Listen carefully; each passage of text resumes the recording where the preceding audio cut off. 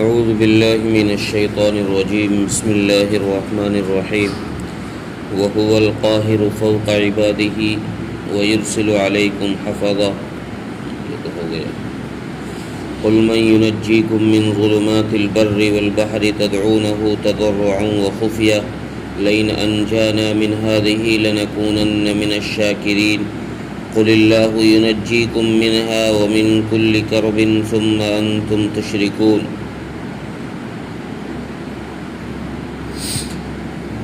پچھلی آیتوں میں اللہ تبارک و تعالیٰ کے علم اور اس کی قدرت کاملہ کا بیان کیا گیا، ان کی وسعتوں کو بیان کیا گیا. ان آیتوں میں اللہ تبارک و تعالیٰ کی انہی علم اور صفت قدرت کو بیان کرنے کے لیے کچھ مناظر، کچھ مشاہدے بیان فرمائے، جس سے خدا کی قدرت کا وسیع ہونا بھی ظاہر ہوتا ہے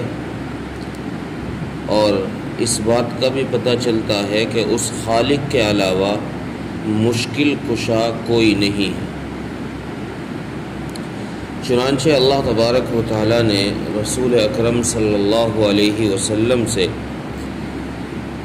یہ بات مشرکین مکہ کو کہلوائی، ایک قسم کا سوال کرایا کہ نبی جی آپ ان سے پوچھئے کہ جب یہ سمندر کی تاریکیوں میں یا جنگل کے اندھیروں میں پھنس جاتے ہیں تو یہ کس کو پکارتے ہیں بچانے کے لیے؟ چونکہ یہاں لفظ ظلمات آیا ہے، جمع کا صیغہ اللہ تبارک و تعالی لے کر آئے ہیں، چونکہ اندھیرے کئی طرح کے ہوتے ہیں. رات کا اندھیرا ہوتا ہے، گھٹاؤں کا اندھیرا ہوتا ہے، بعض دفعہ گرد و غبار کی وجہ سے بھی اندھیرا چھا جاتا ہے. لیکن اللہ تبارک و تعالیٰ نے اندھیرے کو انسان کی راحت کا سبب بھی بنایا ہے، چونکہ یہ اللہ کی طرف سے انسان کے لیے ایک نعمت بھی ہے. لیکن اکثر اندھیروں کی وجہ سے انسانی مشاغل معطل ہو جاتے ہیں، انسانی کاروبار، انسانی کام کاج وہ ختم ہو جاتے ہیں، رک جاتے ہیں. تو اس لیے اللہ تبارک و تعالی یہاں لفظ ظلمات لے کر آئے ہیں کہ جب بھی یہ کسی مصیبت میں پھنستے ہیں، مشرکین مکہ کا جب سمندر کا سفر ہوتا تھا تو سمندر میں اگر کبھی موجوں میں پھنس جائیں،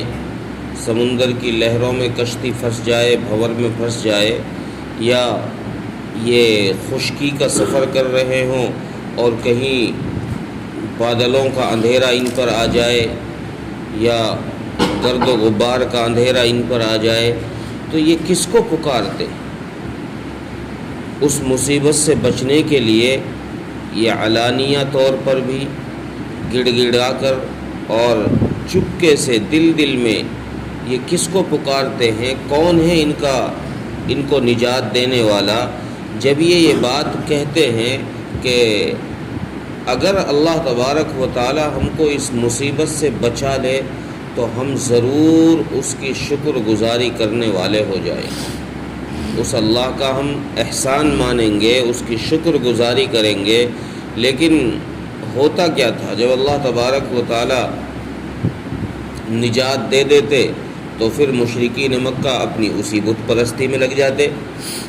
مصیبت کے وقت وہ پجاری جو بتوں کے سامنے سجدہ ریز ہونے والے تھے، بتوں کے سامنے ہاتھ جوڑنے والے تھے، وہ مصیبت کے وقت میں ان بتوں کو بھول جاتے تھے. ان کو پتہ تھا کہ یہ بت ہمارے کسی کام آنے والے نہیں ہیں، اس لیے وہ اللہ تبارک و تعالیٰ کو پکارتے تھے. لیکن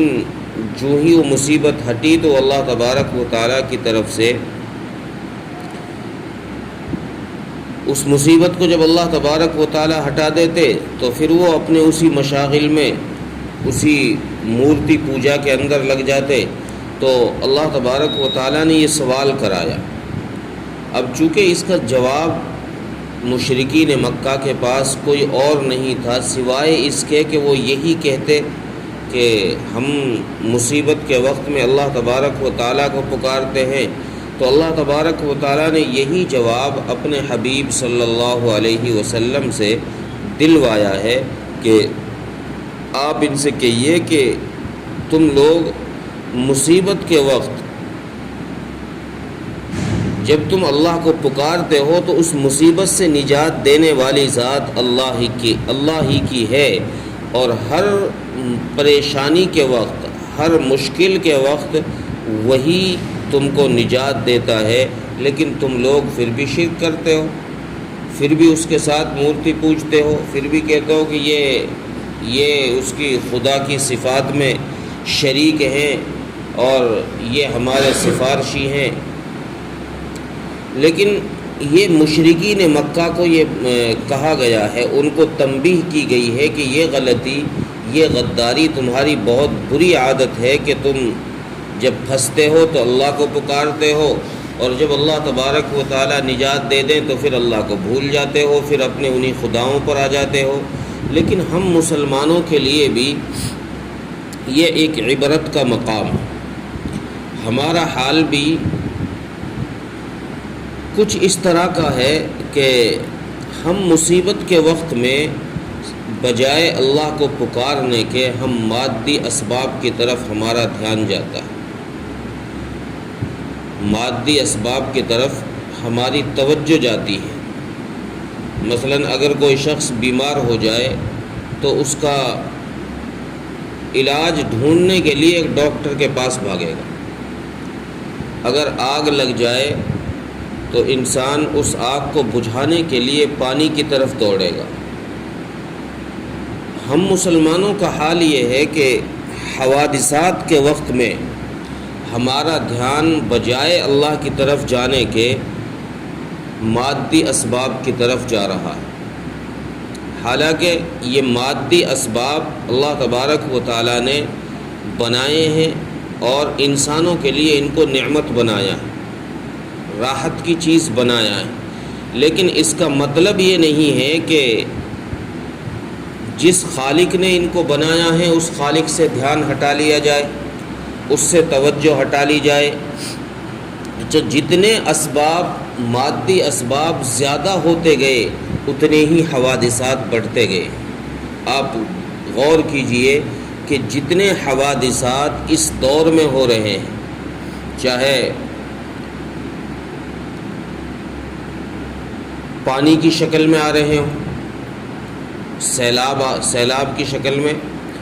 یا زلزلوں کی شکل میں، یا کسی بھی حوادث کو آپ دیکھ لیجئے. اس دور میں جتنے حادثات کو عروج ہوا، جتنے حادثات پیدا ہوئے ہیں اور ہو رہے ہیں، اتنے آج سے 50 سال پہلے اتنے حادثات نہیں تھے، وہ چیزیں نہیں تھیں. اس کی قرآن کریم نے 2 وجہ بیان فرمائی ہیں حادثات کے آنے کی. پہلی وجہ تو قرآن نے یہ بیان فرمائی ہے کہ حادثات اور مصیبتیں اور پریشانیاں ہم اس لیے دیتے ہیں کہ وَلَنُذِيقَنَّهُم مِّنَ الْعَذَابِ الْأَدْنَىٰ دُونَ الْعَذَابِ الْأَكْبَرِ، کہ ہم تمہارے گناہوں کی سزا کچھ دنیا میں دے دیتے ہیں اور کچھ کو آخرت کے لیے چھوڑ دیتے ہیں. یعنی بڑی سزا سے پہلے اللہ تبارک و تعالیٰ تھوڑی سزا دنیا میں دے دیتے ہیں. تو اس سے ایک تو یہ پتہ چلا کہ دنیا میں جو حوادثات آتے ہیں، جو پریشانیاں، تکلیفیں آتی ہیں، وہ سب ہمارے ہی اعمال کی وجہ سے آتی ہیں. دوسرے قرآن کریم نے یہ اعلان فرمایا وما اصابکم من مصیبت فبما کسبت ایدیکم ویعفو عن کثیر، کہ جتنے گناہ ہم کرتے ہیں ان میں سے اکثر گناہوں کو اللہ تبارک و تعالی معاف فرما دیتے ہیں، بہت کم خطائیں، بہت کم گناہ ایسے ہوتے ہیں جن پر پکڑ ہوتی ہے۔ اس آیت کی تفسیر میں رسول اللہ صلی اللہ علیہ وسلم نے یہ بات ارشاد فرمائی ہے۔ آپ کا فرمان ہے کہ اگر کسی انسان کو کسی لکڑی سے کوئی خراش آ جائے یا کسی انسان کا کوئی پیر قدم لغزش کر جائے، غلط پڑ جائے، یا انسان کے ساتھ کوئی اور معاملہ اس طرح کا ہو جائے تو وہ اس انسان کے گناہوں کی سزا کی وجہ سے ہے، وہ انسان کے گناہ کی وجہ سے ہے، وہ اللہ تبارک و تعالیٰ کی طرف سے اس کو سزا دی جا رہی۔ تو یہاں ایک بات یہ بھی غور کرنے کی ہے کہ عام انسانوں کو جو تکلیف اور پریشانیاں آتی ہیں چونکہ وہ ان کے گناہوں کی وجہ سے آتی ہیں، لیکن کچھ خاص انسان ایسے ہوتے ہیں جن پر کچھ مصیبتیں اور پریشانیاں آتی ہیں حالانکہ وہ گنہگار نہیں ہوتے، جیسے انبیاء علیہ السلام معصوم ہیں۔ اللہ کے ایسے مخلص بندے اور بھی ہیں جو گناہوں سے پرہیز کرتے ہیں، تو ان پر بھی مصیبتیں اور پریشانیاں آتی ہیں، لیکن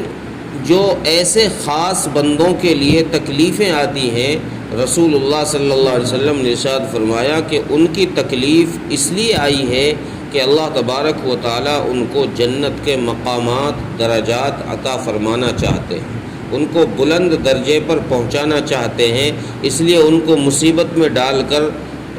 اس مقام تک لے جایا جا رہا ہے۔ لیکن عام انسانوں کے لیے جو حالات ہوتے ہیں، جو مصیبتیں پریشانی آتی ہیں، یہ ان کے گناہوں کی سبب کی وجہ سے۔ اس دور میں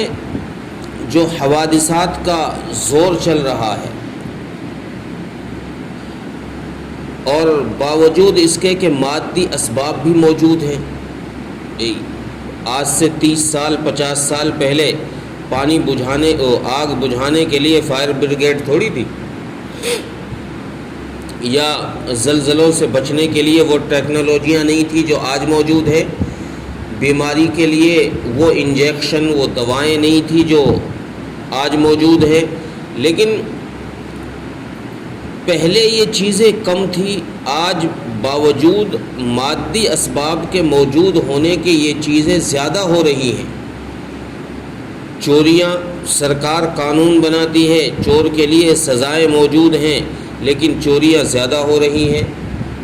اور جتنے گناہ کے کام ہیں وہ آج کے دور میں زیادہ ہوتے جا رہے ہیں۔ تو اس سے پتہ یہ چلا کہ مادی اسباب کی وجہ سے کسی چیز کا، کسی برائی کا یا کسی حادثے کا رک جانا یہ مادی اسباب کی وجہ سے نہیں ہے۔ زلزلوں کا رکنا، سیلاب کا رک جانا، طوفانوں کا رک جانا، یہ مادی اسباب کی وجہ سے نہیں ہے۔ اگر مادی اسباب کی وجہ سے ہوتا تو آج کے دور میں یہ چیزیں بہت کم ہو جانی چاہیے تھی، جبکہ ہم دیکھتے ہیں کہ پہلے دور میں یہ ساری چیزیں بہت کم تھی، بیمار لوگ بہت کم ہوتے تھے۔ آج دیکھ لو نئی کتنی قسم کی بیماریاں وجود پا گئی ہیں جن کا نام پہلے سوچا تک نہیں تھا، کسی کے ذہن میں نہیں تھا، وہ بیماریاں آج موجود ہیں۔ تو ان مادی اسباب کے ہونے کے باوجود یہ چیزیں وجود پا رہی ہیں، ہو رہی ہیں، تو اس سے پتہ یہ چل رہا ہے کہ اس دور میں ہم مسلمانوں کے اعمال پہلے دور کے لوگوں کے مقابلے میں زیادہ بگڑ چکے ہیں۔ ہم اس دور میں زیادہ گناہ کر رہے ہیں بمقابلے پہلے دور کے لوگوں کے، چونکہ خود قرآن نے یہ بات کہی ہے کہ جتنے حوادثات، بیماریاں، پریشانیاں، تکلیف آئیں گی تو وہ تمہارے اعمال کی وجہ سے ہوں گی۔ تو پتہ یہ چلا کہ پہلے لوگ ہم سے زیادہ نیک تھے، اس لیے اس دور میں بیماریاں، پریشانیاں کم تھی، حوادثات کم تھے۔ ہمارے دور میں پریشانیاں زیادہ ہیں، حوادثات زیادہ ہیں، اس لیے کہ ہم اس دور میں گنہگار زیادہ ہیں، نافرمان زیادہ ہیں، ہم زیادہ نافرمانیاں کر رہے ہیں۔ تو جیسے مشرکین مکہ کو ان آیات کے اندر خطاب کیا گیا ہے، ویسے ہی ہمیں بھی ان آیات سے عبرت لینی چاہیے کہ وہ لوگ تو مصیبت کے وقت میں اللہ تبارک و تعالیٰ کو پکارتے تھے، ہم لوگ بجائے اللہ کو پکارنے کے مادی اسباب کی طرف بھاگے چلے جا رہے ہیں۔ اس لیے ہم مسلمانوں کو بھی چاہیے کہ جب بھی کوئی مصیبت اور پریشانی آئے تو ہم صرف اور صرف اللہ تبارک و تعالیٰ کی ذات کی طرف دھیان دیں اور اس مصیبت کا حل اللہ تبارک و تعالیٰ سے مانگیں۔ ترجمہ دیکھیں، قُلْ مَن يُنَجِّيكُم مِّن ظُلُمَاتِ الْبَرِّ وَالْبَحْرِ، اے نبی صلی اللہ علیہ وسلم آپ فرما دیجئے ان سے کہ کون ہے تم کو جو سمندر کے اندھیروں سے اور خشکی کے اندھیروں سے نجات دیتا ہے، تدعونہ تضرعا وخفیہ، جبکہ تم اس کو گڑ گڑا کر اور چپکے چپکے دل میں بھی اس کو پکارتے ہو۔ لئن انجانا من هذه لنکونن من الشاکرین، اگر ہم کو اس مصیبت سے نجات مل جائے تو ہم ضرور اللہ تبارک و تعالیٰ کا شکر کرنے والے ہو جائیں گے۔ قل اللہ ینجیکم منہا ومن کل کرب، اے نبی صلی اللہ علیہ وسلم آپ ان سے فرما دیجئے کہ تم لوگوں کو اللہ تبارک و تعالیٰ ہی اس سے نجات دیتا ہے اور وہی ہر مصیبت سے نجات دیتا ہے۔ وہم من کل کرب، اور وہ ہر پریشانی اور ہر مصیبت سے تم کو نجات دیتا ہے۔ ثم انتم تشرکون، پھر بھی تم اس کے ساتھ شرک کرتے ہو، دوسرے لوگوں کو اس کے ساتھ شریک ٹھہراتے ہو۔ اللہ تبارک و تعالیٰ نے توفیق۔